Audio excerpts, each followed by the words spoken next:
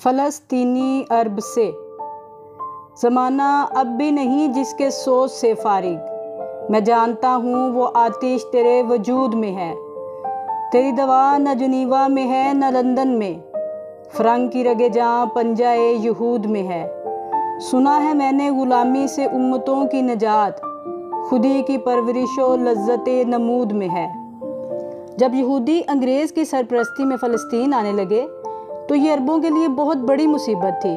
चुनाचे कई मरतबा बाहमी कशाकश के मौके आए जिस पर अरबों ने जमीयत अक़वाम और बरतानिया की हुकूमत से इस हालत को दूर करने की दरख्वास्तें की, लेकिन इसका कोई नतीजा सामने ना आया।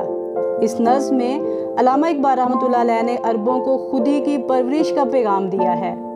पहले शेर में फरमाते हैं, ए फ़लस्तीनी अरब, मुझे ये इल्म है कि तेरे वजूद में एक ऐसी आग मौजूद है जिसकी हरारत से आज भी ज़माने को सुकून व इत्मीनान नहीं है।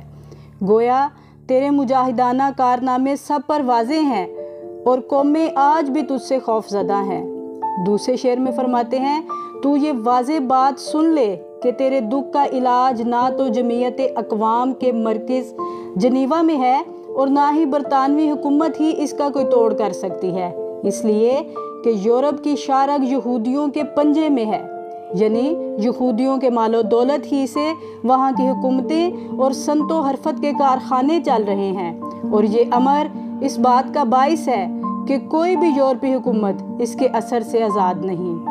आखिर में फरमाते हैं कि मैंने सुना है कि कौमें ग़ुलामी से उसी सूरत में निजात हासिल कर सकती हैं जब वो अपनी खुदी की तरबियत करें और इसे अमली सूरत में सामने लाएं। सो तुम फ़लस्तीनी अरब अपनी खुदी की तरफ तवज्जो करो ताकि तुम इन जालिमों के पंजों से निजात हासिल कर सको।